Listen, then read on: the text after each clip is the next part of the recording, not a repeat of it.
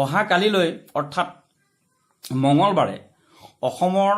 যি ৪৬টা দল সংগঠনে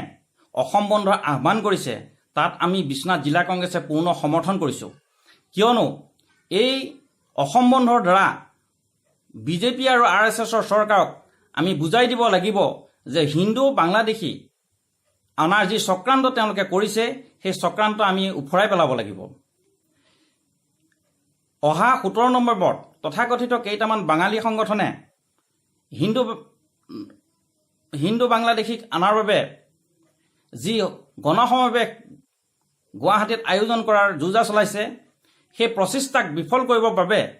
আজি ৪৬টা অসমৰ দল সংগঠনে এই বন্ধৰ আহ্বান কৰিছে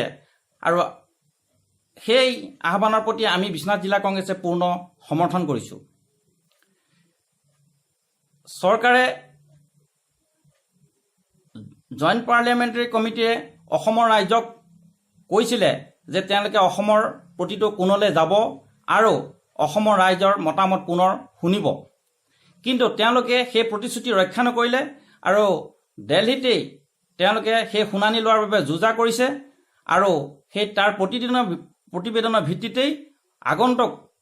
লোকসভাৰ অধিৱেশনত তেওঁলোকে নাগৰিকত্ব সংশোধনী উত্থাপন কৰাৰ যোজা চলাইছে আৰু এই চৰকাৰৰ এই কাৰ্যক আমি তীব্ৰ বিৰোধ কৰিছোঁ আৰু শেষ বিন্দু তেজ থকালৈকে বিশ্বনাথ জিলা কংগ্ৰেছে ইয়াৰ বিপক্ষে মাত মাতি যাব আৰু সংগ্ৰাম কৰি যাব। আৰু অহাকালি এই বন্ধটো সকলো বিশ্বনাথবাসী ৰাইজে সফল কৰাৰ বাবে আমি আহ্বান কৰিলোঁ আৰু আমাৰ কংগ্ৰেছ কৰ্মীসকলকো আমি আহ্বান কৰোঁ যে তেওঁলোকে এই ক্ষেত্ৰত যথেষ্ট আগভাগ লওক আৰু এই বন্ধ সফল কৰক। ইতিমধ্যে চৰকাৰে উঠি পৰি লাগিছে, তেওঁলোকৰ বিভাগীয় বিষয়াই উঠি পৰি নিৰ্দেশ দিছে যে কোনো কাৰণত চৰকাৰী কৰ্মচাৰীসকলে কালিলৈ দিনটো ক্ষতি কৰিব নোৱাৰিব। আমি চৰকাৰী কৰ্মচাৰীসকলকো আহ্বান কৰিছোঁ যাতে চৰকাৰৰ এনেধৰণৰ কাৰ্যক তেওঁলোকেও গৰিহণা দিয়ে আৰু এই ৪৬টা দল সংগঠনে আহ্বান কৰা এই বন্ধক তেওঁলোকেও সমৰ্থন কৰে।